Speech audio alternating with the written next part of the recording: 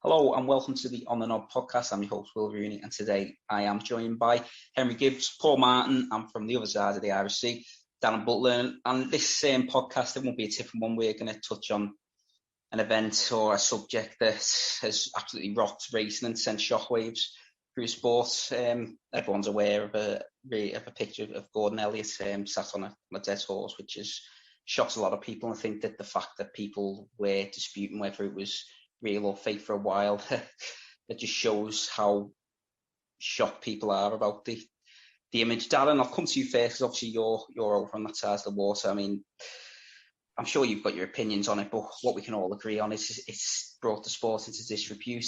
It's callous, it's crass, and it couldn't have happened at a worse time ahead of Cheltenham and the Grand National.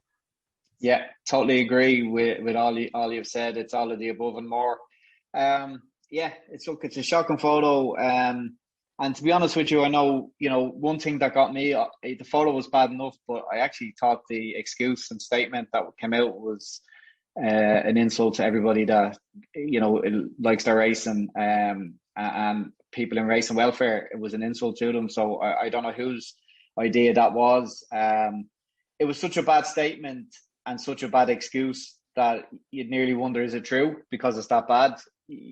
I don't understand where he was coming from. He never mentioned the horse. He never mentioned, he said, if I've upset people with it or that, I thought the statement itself was nearly as bad as the photograph, to be honest with you. It was crass.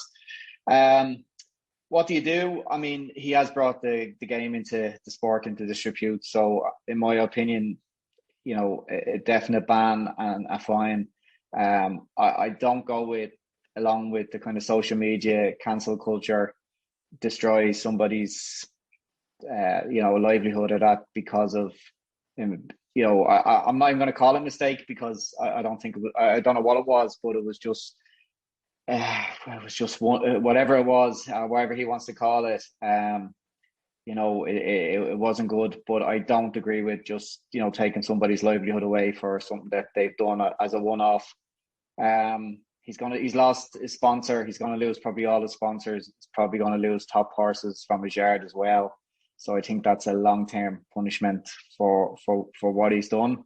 To be honest with you, I know it sounds a little bit like a Disney movie or something, but I'd like to see him in the future as part of some kind of coming back into the game after a ban, being involved in kind of race and welfare or putting his name to it and using his position maybe. I know they probably wouldn't want him, but I think he's an intelligent man. He knows a lot about the sport, and he could maybe give something back that way or something like that.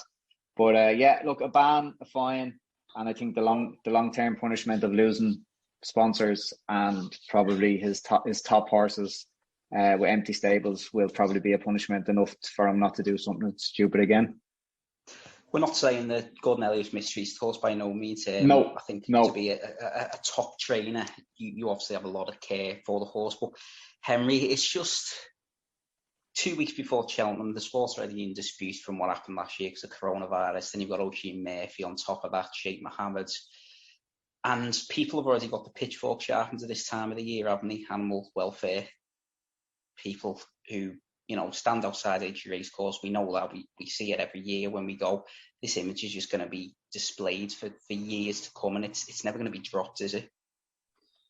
No, like you said, Will, it's just a disaster of a time for it to come out on social media, really, 2 weeks before our biggest week on the calendar. And then you've obviously got other stories like Tiger Roll going for a third Grand National, and obviously Gordon Elliott's the trainer. It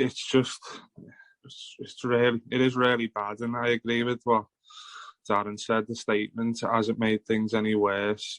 You'd rather him just completely hold his hands up and say, I don't know what I was doing, deeply regret it, and I know I've offended people, I apologise, but trying to come up with an excuse for that, it's just digging himself a bigger hole, really. And I think he'll end up regretting that statement. I don't know if it was maybe rushed because he felt like he had to speak, but it's just not what the sport needs. It's really worrying, and it's where does he go from here?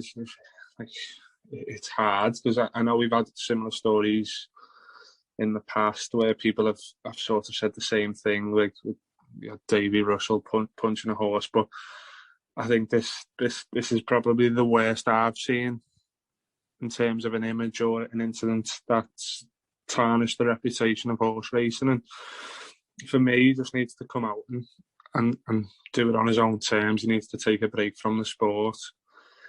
And whether it's someone else taking over from his yard for the next few months and he just takes a break from it, or if his horses are getting moved elsewhere, I don't know. But you've got to look at the bigger picture, and one mistake from the trainer is going to impact so many people in jobs, really, in terms of, like, you've got the stable staff, you've got obviously the owners as well, who pay a lot of money to have the horses at the top yards, and they want to be going into these big spring festivals with good chances, which now that's all up in the air in terms of what they're going to be able to do. So it'll be interesting to see what the outcome is, and I'm sure with not just the horse racing media, you've got the general journalists, Daily Mail, and that obviously looking at the case. It's something's got to be done, because if he gets off lightly with it, it's going to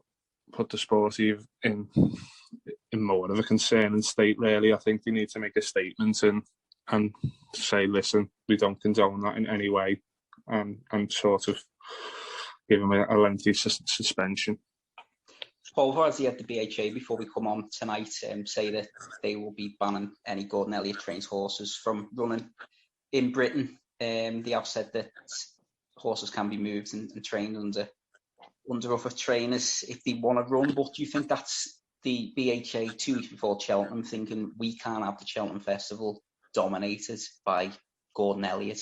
Imagine if Abracadabras wins the champion hurdle on the opening day. People aren't going to be saying how good Abracadabras is. They're going to be saying, well, why has he got runners? No, it's not a great look at all, and I think that's exactly what it is. It's damage control from the BHA, and it's justified, to be fair, because, as you say, you couldn't have him. I don't think he would come either way, but you couldn't have him parading into the winners' enclosure on the back of all this. Say the whole thing, I've just never known a sport to shoot itself in the foot so many times.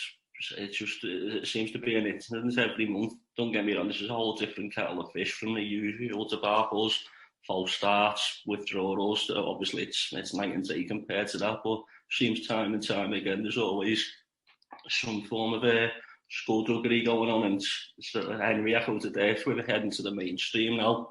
It's just that it's a kind of petrol for the anti-racing brigade just to throw on the fire already.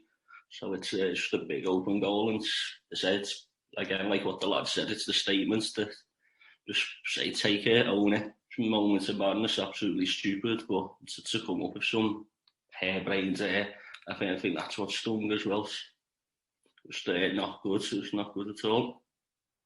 Darren, obviously Gordon Elliott was supposed to be coming over to Cheltenham with his usual brigade, his usual battalion. Everyone was excited to see Envoy Allen, Zanahiyr, et al. Do you think we're going to even see these horses now? Because we know that Michael O'Leary and Jigginstown have backed him. Cheveley Park want to see the outcome of what happens with the IHRB, but are we going to see Gordon Elliott's horses at the Cheltenham Festival? It's a good question. My own thinking is yes. I think somehow they will be there, whether it be under a different trainer or under from actual other stables. I think it's very unfair on owners who are paying a lot of money to have their horses in the stable. They've done nothing wrong, and they certainly deserve their day out. I think Cheltenham or the BHA would be shooting themselves in the foot if they stopped all the horses going over, because there's a lot of good horses going over there, and I don't think owners would be, you wouldn't be too impressed if you were stopped going because of someone else's indiscretion. So I do think they'd be there. I don't know what in what way. I was thinking in terms of an assistant trainer or somebody in the stable yard taking over. I'm not quite sure now as the day has gone on, it seems to be getting a bigger and bigger story all along. This evening, just minutes ago, the Irish government have brought out a statement on it, and that's putting more pressure on the racing board as well.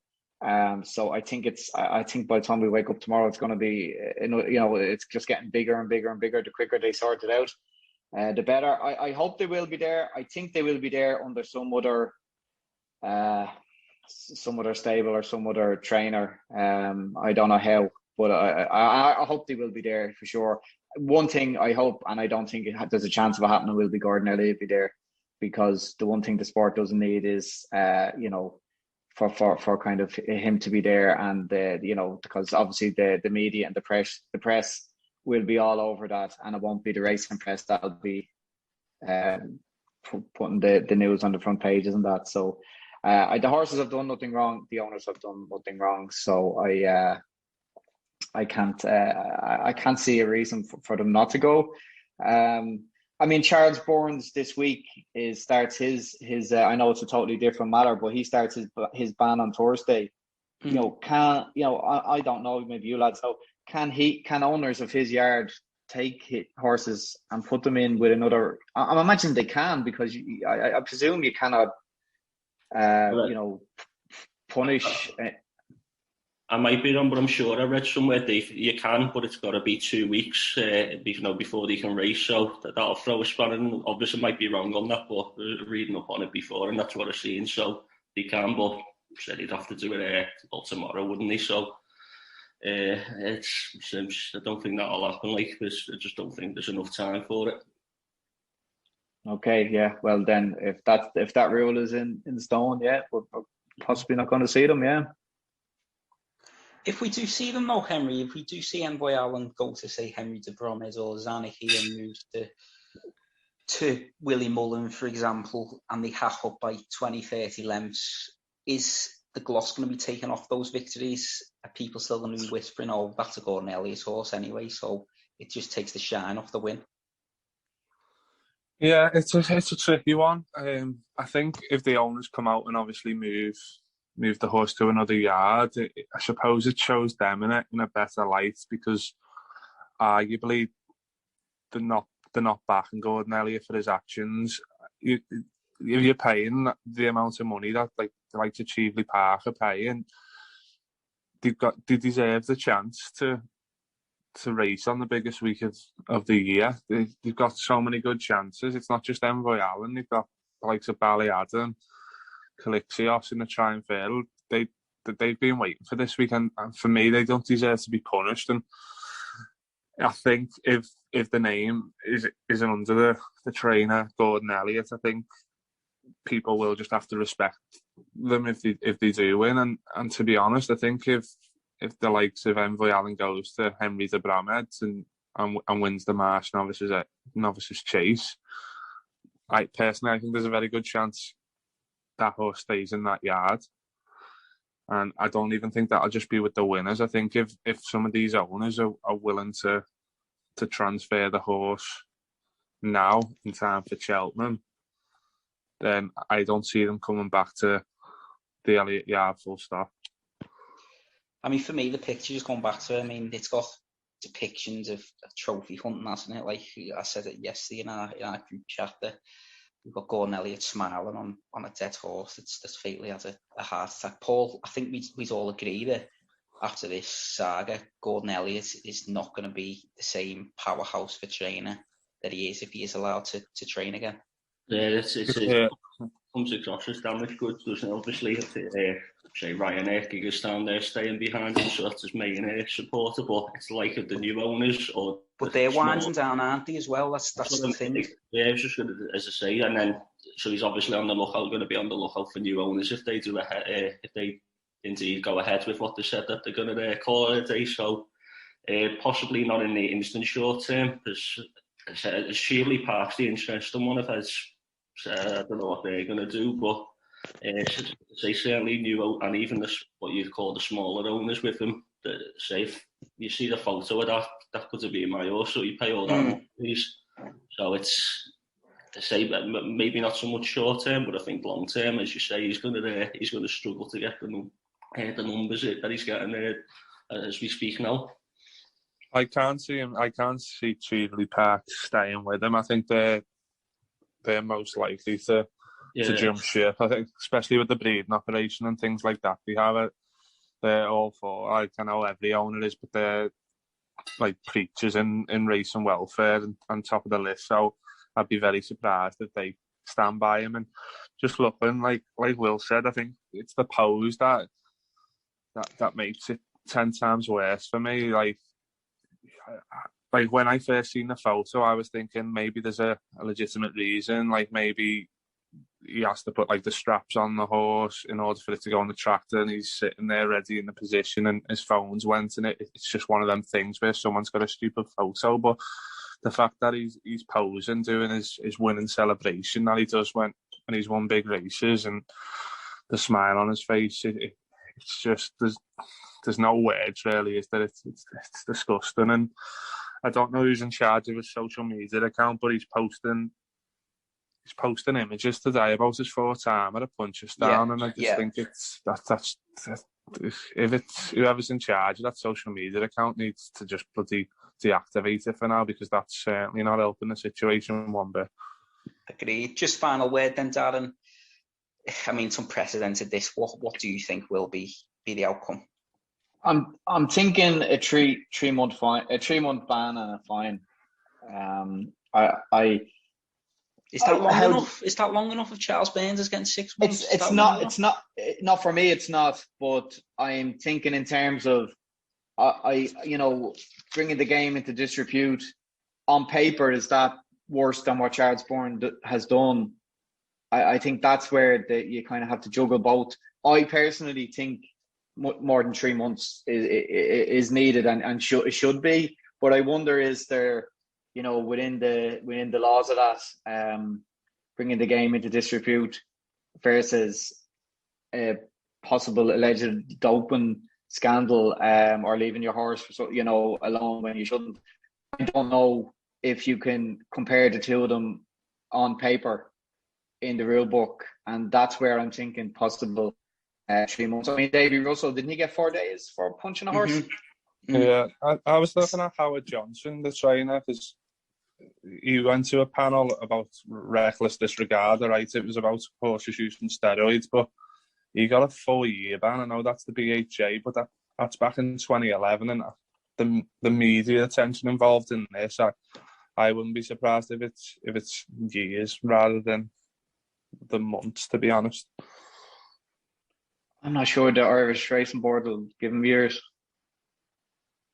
Do you think, Darren, if it wasn't Gordon Elliott, it might be years, but because it's Gordon Elliott, that they want him back in the sport then? Yeah, I kind of feel that there's probably power within in stables, and I mean, this is just my opinion. I wouldn't have any kind of inside knowledge that way, but I would certainly think that, one thing I was thinking while you guys were chatting there, what would happen if it was a jockey or a stable lad in a stable? I presume they'd be sacked. Yeah, they're gone right away, aren't they? Yeah. So I think the fact that he's the boss is gonna, whatever the punishment is, I don't see it. I'd be amazed if they give him years. I'm not even sure. Could you get year? For bringing a sport into disrepute, would he be straight onto the courts if he got years? And then it's going to just get messier and longer, and appeals and what have you. I mean, if he can appeal it for 2 weeks and run horses, and that would get him through Cheltenham, I don't think I would hope he wouldn't do something like that. But looking at his statements and his social media account, he needs somebody advising him better than he is. Agree totally. Well, that's, as I say, it's been not a nice subject to touch upon, but I'm glad that we've dealt with it, and went on a little bit longer just because of the nature of it. But thanks very much for joining us about that, and join us next time.